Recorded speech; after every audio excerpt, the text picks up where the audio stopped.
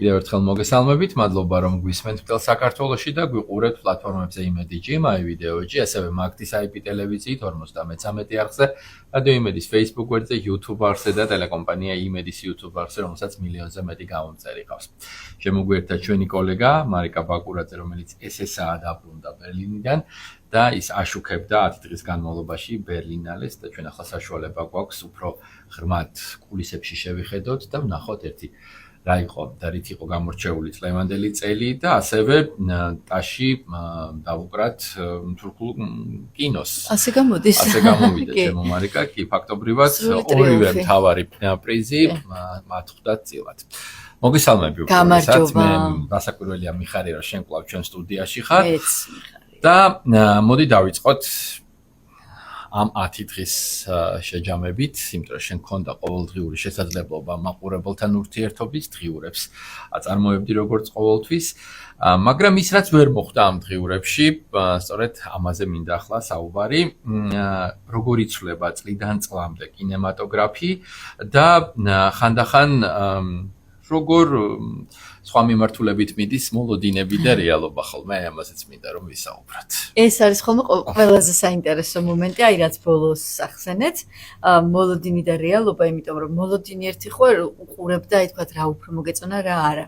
და მე არის ჟურნალის სკრინი, რომელიც ყოველდღიური გამოცემით გამოიცემა, ყოველთვის როცა არის საფესტივალო რეჟიმი, ბერლინი იქნება ეს თუ კანი. და არიან შერჩეული კინოკრიტიკოსები, ერთიანი გუნდი, სხვადასხვა ქვეყნის წარმომადგენლები, რომლებიც მუდმივად აქვეყნებენ თავიანთ ვერსიებს. და ვარსკვლავებს უწერენ ფილმებს და ეს არის ყოველთვის სკრინის ბოლო გვერდი. და როდესაც ფესტივალზე შედიხართ, ეს ხო არის სამუშაო მაგიდები პრესისთვის. ყველგან არის გადაშლილი სულ ამ ბოლო გვერდზე და სულ ყურებ აბა ვის მეტი ვარსკვლავი აქვს. ხან ემთხვევა ეს და ხან არ ემთხვევა, მაგრამ აი ესეც ქმნის ხოლმე, რომ აი რას მოსწონს მაყურებელს ამ შემთხვევაში. კინოს მცოდნე მაყურებელს და მე რას ამბობ ჟიური, აი როგორ ხდება ეს ყველაფერი ერთმანეთს.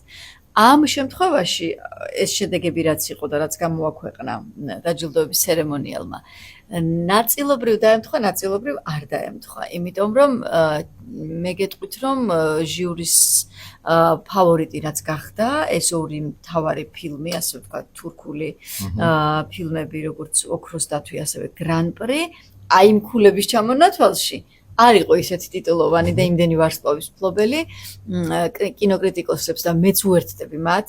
მე საერთოდ არასდროს არ ვლაპარაკობ ხოლმე, იმიტომ რომ ეს ჩემი საქმე არ არის კინოშეფასება, არა. მაგრამ აი როგორც მაყურებლის მხრიდან ხო მეც უერთდები, რომ ერთ-ერთი საუკეთესო ნამუშევარი ქონდა სინგაპურს, მართლა არაჩვეულებრივი ნამუშევარი, სახელად ჩვენ უცხოელები ვართ. ასევე მექსიკური ფილმი მწერები იყო ძალიან კარგი. კიდევ რამდენიმე რაც ყველაფერი ვერ მოვასწარი, რა თქმა უნდა რომ ენახა. მაგრამ აი ამ ორ ფილმს ახლა რაც თქვი, საერთოდ არაფერი არ შეხვდა. აი, მოდი ახლა გამოიწია იმან, რაც გამოცხადდა. ეს თურქული კინემატოგრაფის აღზევება. ნუ წესით ჩვენ მეჰაბათი უნდა მიგვემართა ერთმანეთისთვის, იმიტომ რომ ეს რეალობა დადგა. მე მგონი არასოდეს არ ყოფილა, ხო? ასეთი ერთიანად რომ ხო ზედიზედ ასეთი უნიშნელოვანესი პრემიები მოიპოვოს, ხო მე არ მახსენდება, თუმცა თავად თურქულ-გერმანული ერთობლივი წარმოება ხშირია, იმიტომ რომ გერმანიაში ზოგადად და განსაკუთრებით ბერლინში ძალიან დიდია თურქული ემიგრაცია, ეს ისტორიული ამბავია და ხშირი არის ზუსტად აი თურქის სახელის ზოგარის მქონე, მაგრამ გერმანული განათლების, გერმანული კინოწარმოების წარმომადგენელი ადამიანები და ხშირად არის ესეთი ფილმები, რომელიც მთლიანად თურქულ ენაზე არ არის. ასეც გამოცხადდა გერმანელი რეჟისორის ილკერ ჩატაკის ფილმი. და როგორ არის გადაღებული, ეს ყვითელი წერილები. მოქმედება ხდება სტამბოლსა და ანკარაში, მაგრამ გადაღებული არის გერმანიის სხვადასხვა ქალაქებში, ბერლინში და მეორე აღარ მახსოვს ზუსტად რომელში. და ფილმის მსვლელობის დროს ეწერება ბერლინი როგორც ანკარა.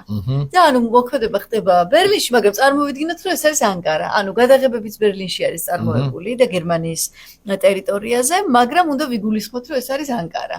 ანუ აქაც ძალიან ჩანს, როგორი შერწყმულია, ვთქვათ, საკმაოდ დიდი თაობა. ეს გადარჩენა ალბათ ნახე უკვე გრან-პრის გრან-პრის მფლობელი გადარჩენა, ხო და თან ჩვენ ხო ვისაუბრეთ, როცა სატელეფონო ჩართვა ქონდა იმაზე, რომ ეს პოლიტიკური პლატფორმის ნაწილი კიდე ერთხელ წამოწეული იყო იქ ჟიურის თავმჯდომარე და ჟიურის წევრები დაადანაშაულეს, რომ თქვენ არ გაქვთ პოლიტიკური პოზიცია და როგორ შეიძლება და ამას მოყვა მთელი 10 დღიანი ბულინგი, ხო?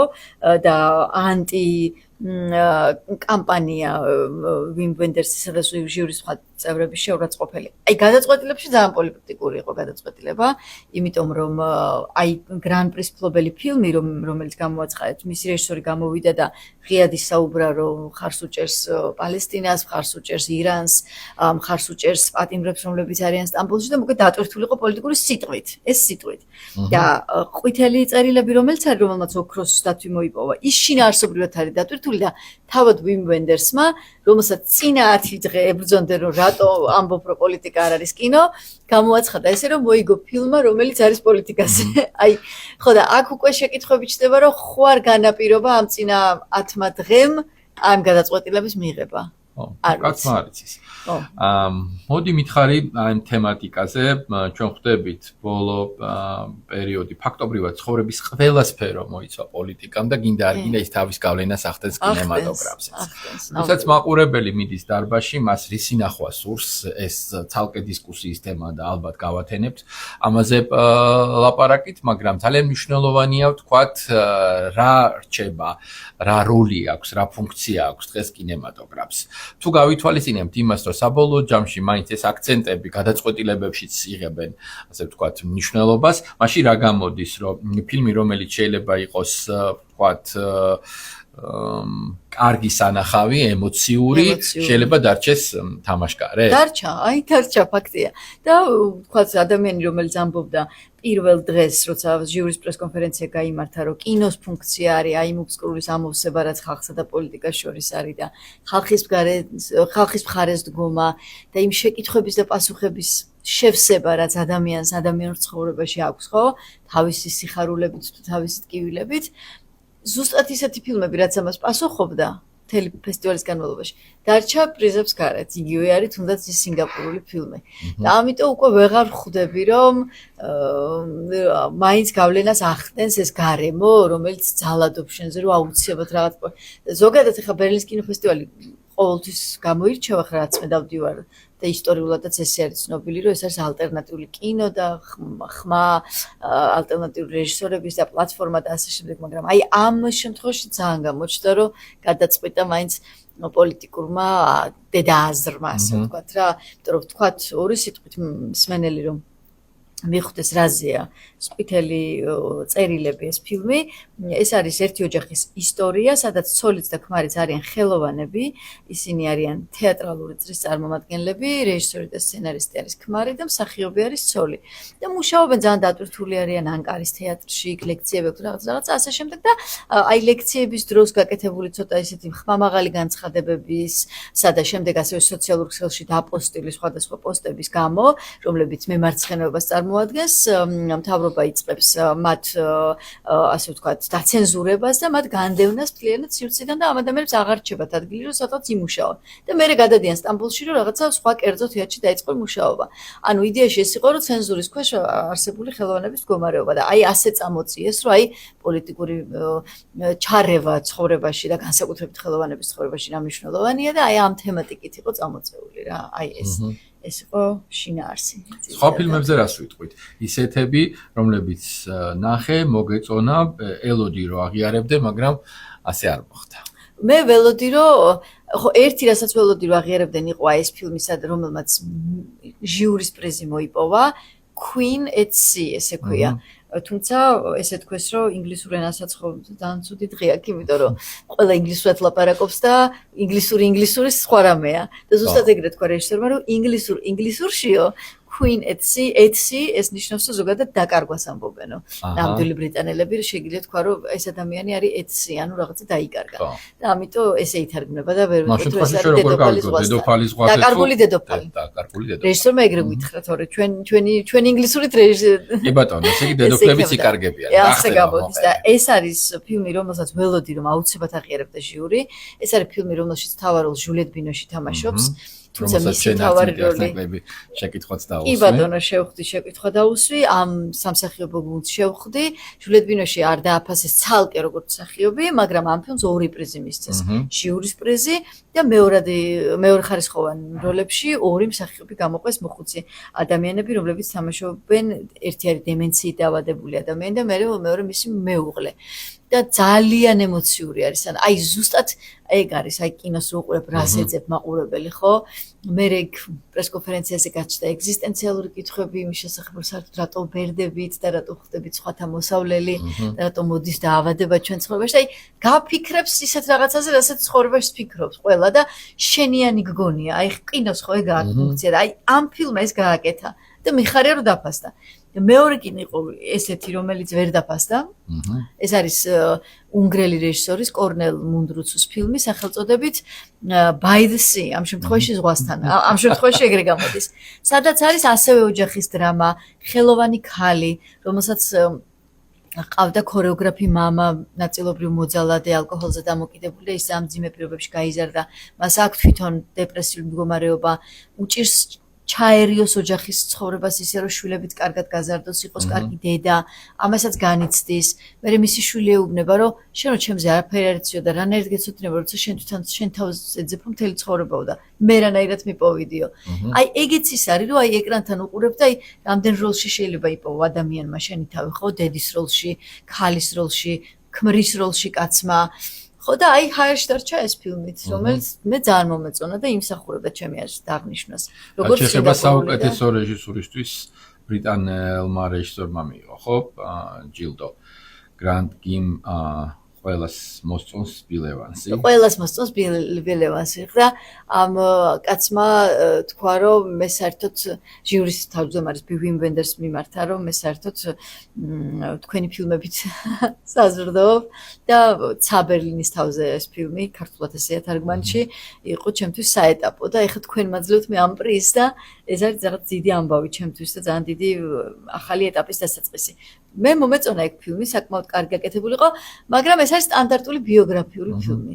ჯაზ პიანისტის ბილ ევანსის შესახებ, მისი ცხოვრების ძალიან მძიმე პერიოდს აცოცხლებს, როდესაც ავტოავარიაში კვდება მისი ბენდის მუსიკოსი, კონტრაბასისტი და შემდეგ ის ხდება წამალზე დამოკიდებული, ძმა ცდილობს თუ გადაარჩინოს, მაგრამ ვერაფერს ვერ შველის და მერე მშობლებთან მიდის პატარა დასახლებაში და იქ გამოდის ამ მდგომარეობიდან, მაგრამ მერე ისე უბრუნდება.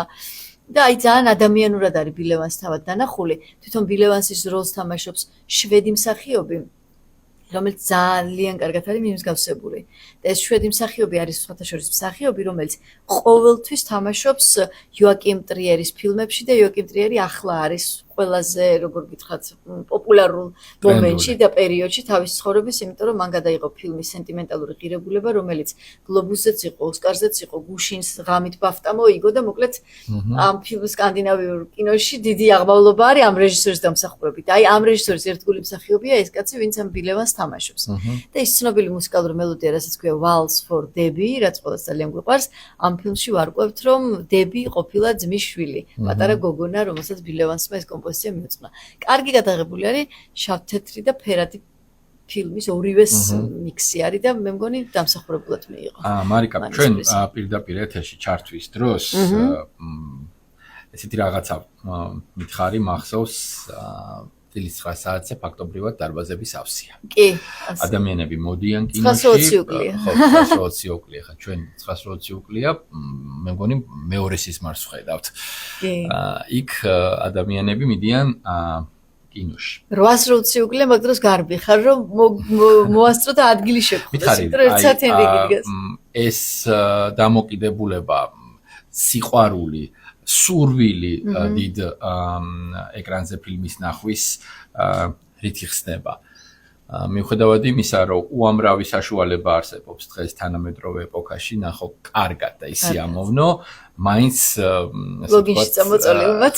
ხო, მათ შორის ადამიანები არ ღალატობენ, ასე ვთქვათ, მათ ტრადიციას, რომ ფილმი დიდ ეკრანზე უნდა ნახო. მე მგონი აი ეგ ადამიანები რო არა და აი ეს ამ ფესტივალს უჭირავს, მე ვფიქრობ, აი ეგ ბეწვის ხიდი რო არ გადავარდეთ იმაში, რომ აი ეკრანიც აღარ იყოს მნიშვნელოვანი და კინოდარბაზიც აღარ იყოს მნიშვნელოვანი. ეს კოლექტიური მეხსიერება ჩვენი გშველის მაგამბავში. მანდ მუშაობს. რადგან ჩვენი წინაპრებიც ასაშვებოდნენ, ჩვენც მივდივართ. კი, მანდ მუშაობს და ეგ არის ეგ მომენტი არის ხოლმე მაგის განცდა, რომ კინო არის ზეიმი. მე რას ყვები იქ რა ვნახე და ვირას ნახავს მე სახში ეგ სხვა არის, მაგრამ ეს ერთიანობის მომენტი არის ყველაფერი, რასაც აკეთებს ეს ფესტივალები. და მე ძალიან მიხარია, რომ ყველა დიდ ქვეყანას და ყველა მნიშვნელოვან ქვეყანასაც კინო უყართ საქართველოს ჩათვლით, არსებობს ფესტივალების კულტურა. და მე ვფიქრობ, რომ ამ კულტურას ის ერთი კვირა თუ 10 დღე არის, სადაც ეს ერთიანობა და ეს ერთსულოვნება იგრძნობა. ეგ აცოცხლებს ზუსტად კინოს რა. ბერლინალე არის განსხვავებული კონცეფციის და ფილოსოფიის ფესტივალი. რაღაცნაირად ალტერნატიული სივრცე და საშუალება და ხმა, კი ბატონო. ზოგადად კრიტიკოსებში როგორ ფასდება თქვათ ეს ფესტივალი და რამდენად აქვს ხოლმე შემდეგ უკვე დანარჩენ დიდ ფესტივალებზე მნიშვნელობა და აზრი იმას გაიარე თუ არა ეს ფესტივალი და რა შეფასება. კი, მაგას როგორ არ აქვს და გეტყვით რა შეაკდა. რაც შეეხება კრიტიკოსების აზრს, ძალიან ხშირია ახალი ხმების და ახალი ნამუშევრების პოვნა და წამოწევა და მე ეს ადამიანები აუცილებლად ხდებიან ცნობილები და ეხლა დღეს რო უკვე ვარსკვლავები ჩამოდიან, ვის გადაღებაც და ჩაწერაც ჩვენი мотивация არის ხოლმე. ყველა იწყებს ამით, რომ 20 წლის წინ აი სანდრა ჰიულერი, რომელმაც საუკეთესო მსახიობის როლზე მოიგო, ეგ თქვა, რომ ბერლინალე იყო ჩემი პირველი ფესტივალი 20 წლის წინ, როცა ჩამოვედი.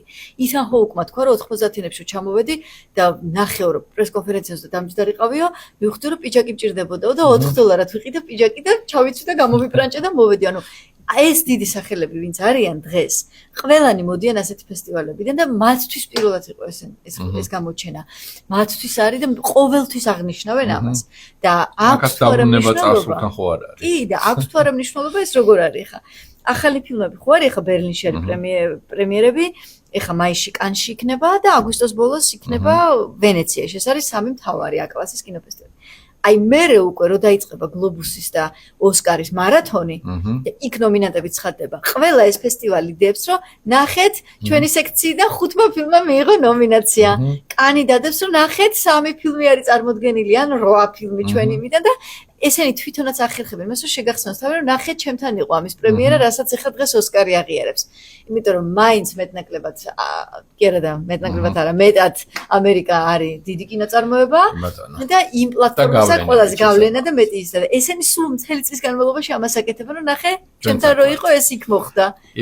ამიტომ ძალიან დიდი მნიშვნელობა აქვს. მთელი წელი ახალი ფილმები სწორედ ამ პლატფორმებზე გამოდის. შემდეგი გაჩერება რა არის? სად უნდა წახვიდე და მაისში განით, როგორც კი იმედია მოვახერხებ რა ვიცი. წინასწარ არ მიყვარს ანონსები, მაგრამ თუ ყველაფერი მშვიდობით იქნა, გეგმაში ხო ყოველთვის არის მაისის კანის კინოფესტივალი. რა ნიშანს დაუწერდი ბერლინალე 60? წელს 4 ისეთი ფილმი ვნახე, როცა დარბაზში ყოფნის დროს ვფიქრობდი, რომ რა კარგია რომ ეხა გვზივარ და ამას უყურებ და ამიტომ კარგი ნიშანს ვუწერ. დიდი მადლობა. მადლობა პირიქით ესეთი ინტერესი. ყოველთვის მოგეცემა შესაძლებლობა შენი საყვარელი საქმე აკეთო ადგილიდან. მადლობა სადაც ინტერესისთვის. მნიშვნელოვანი ინდუსტრია იქნება და შემდეგ ადამიანები წითელ ხალიჩაზე ხვდებიან ერთმანეთს. სადაც შენ კითხვებსო და პასუხებს. დიდი მადლობა. მარიკა ბაკურაძე საუბრობდა პირდაპირ ეთერში და ჩვენ ბერლინალე შევაჭამეთ. შეგახსენებთ რომ დასრულდა 76 ბერლინალე და ტრადიციულად მას მარიკა ბაკურაძე აშუქებდა.